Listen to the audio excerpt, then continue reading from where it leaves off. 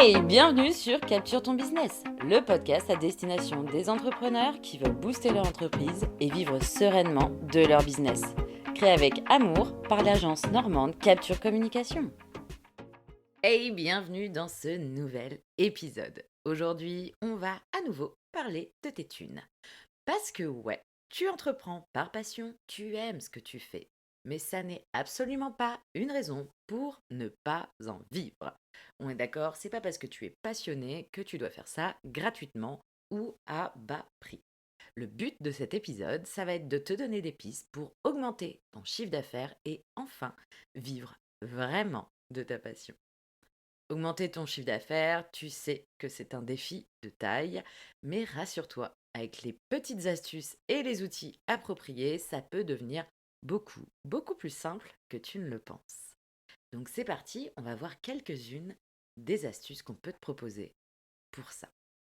La première va être de diversifier ton offre de produits ou de services. Le but, ça va être de faire grimper ton chiffre d'affaires en variant ce que tu proposes.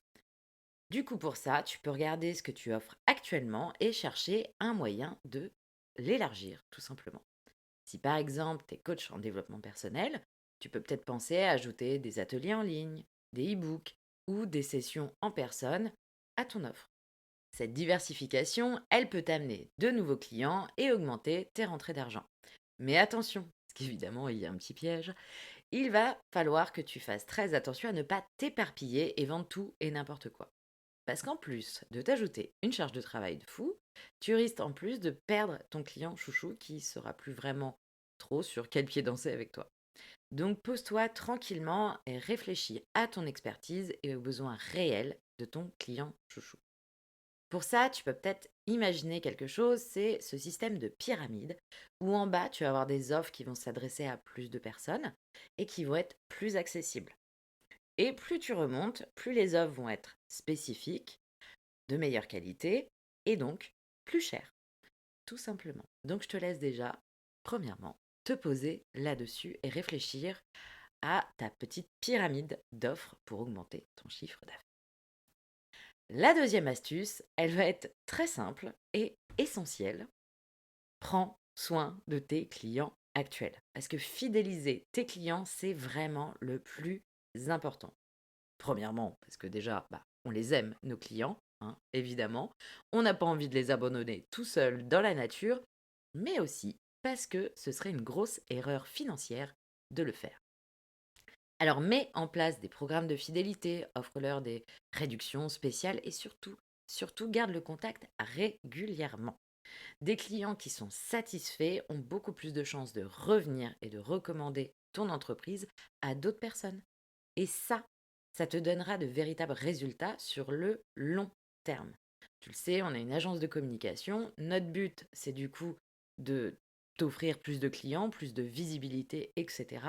Mais ça, on le dit à chaque fois, ce qui fonctionne le mieux sera toujours le bouche à oreille, parce qu'on a plus confiance dans les personnes qui vont nous proposer des prestataires. Et donc, évidemment, quand un client te recommande à un ami ou un collègue ou un partenaire, eh bien, cette personne va beaucoup plus facilement faire confiance à ton entreprise que si elle voit juste un post sur Instagram.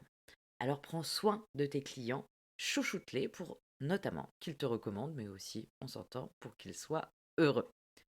De notre côté, on travaille toujours avec une grande partie de nos clients du tout début de l'ouverture de capture.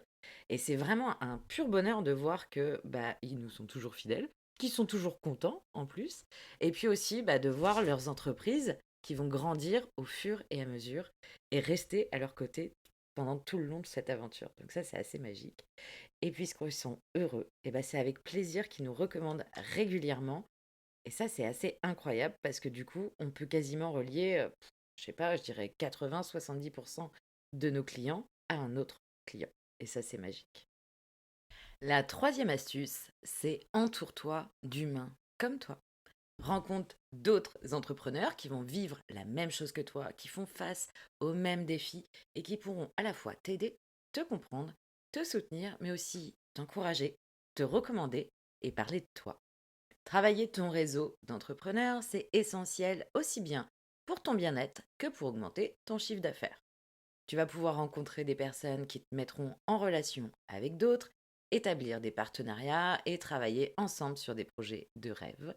Créer aussi de nouvelles offres grâce à la force d'être ensemble. Je te rappelle qu'on est plus fort ensemble, donc n'hésite pas. Ouvre-toi et rejoins des réseaux ou des groupes d'entrepreneurs. Tu en as un petit peu partout, donc vraiment n'hésite pas à prendre le temps de trouver celui qu'il te faut. On a d'ailleurs fait un épisode de podcast là-dessus, donc n'hésite pas à aller l'écouter également. La quatrième astuce va être d'utiliser des outils pour gérer tes finances.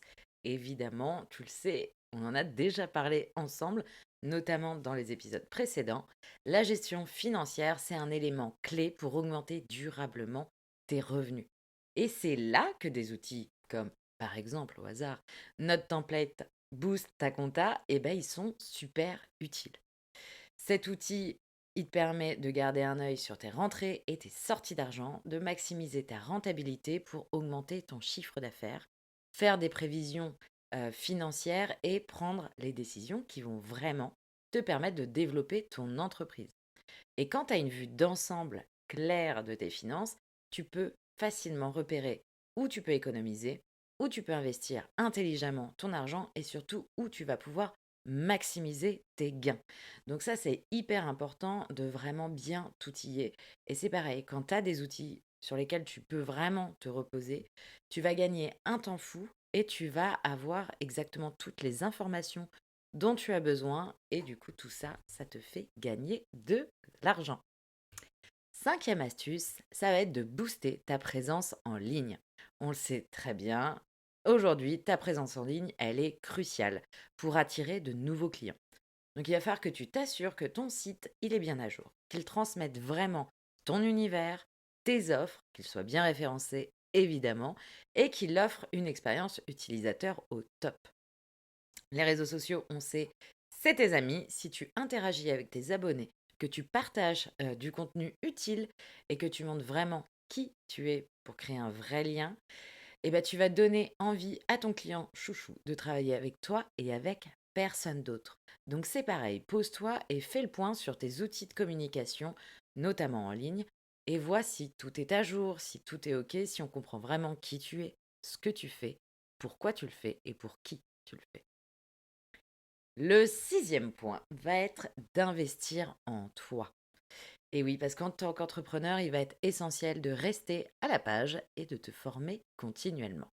Alors, investir dans ta propre formation, ça peut t'aider à affiner tes compétences, à en acquérir de nouvelles, à avoir de nouvelles idées et à trouver des façons innovantes d'augmenter tes revenus. Et en plus de ça, grâce à ces formations, tu vas pouvoir également rencontrer d'autres entrepreneurs pour agrandir ton réseau et pour avancer là aussi. Bon, je pense que tu le sais si tu écoutes ce podcast, je suis une accro hallucinante de formation. J'en consomme tellement que c'est indécent. Donc petit conseil, quand tu décides de te former, fixe-toi des moments dédiés à la formation pour vraiment la suivre de la meilleure des manières. Parce qu'on en connaît beaucoup qui achètent des formations mais qui ne les suivront jamais. Donc le but, si tu veux que ce soit vraiment utile et que ce soit pas juste un investissement sur le papier, mais quelque chose qui va vraiment te changer, te faire évoluer ton entreprise, c'est que lorsque tu achètes une formation, tu la cales dans ton agenda pour pouvoir réellement avancer de manière régulière. Et enfin, septième et dernière astuce pour ce podcast, il va falloir que tu imprimes cette phrase dans ta tête et même sur ton bureau si tu le souhaites. Analyse, adapte et avance. C'est extrêmement important que tu mesures tes progrès, que tu suives tes indicateurs clés de performance. Oui, je sais, c'est vraiment une phrase qui va te faire déprimer, ça, mais c'est essentiel pour voir comment ton chiffre d'affaires, tes coûts, tes marges vont évoluer.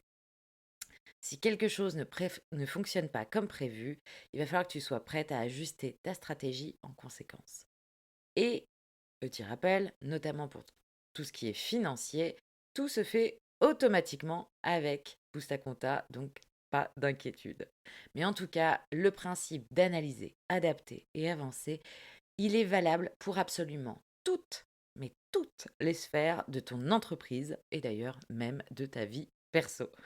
Parce qu'avec cet état d'esprit-là, il n'y a pas d'échec. Il n'y a que des leçons, des étapes. Donc, c'est vraiment quelque chose qu'il faut que tu arrives à te mettre dans la tête parce que c'est essentiel et ça va complètement changer ta façon d'entreprendre. Donc, n'oublie pas de quoi que tu fasses. Rien que la création de contenu sur les réseaux sociaux, par exemple, bah, tu fais un post. Tu analyses, tu vois si ça fonctionne. Si ça fonctionne pas, c'est pas grave. Dis-toi que c'est simplement une analyse que tu as faite. C'est un essai.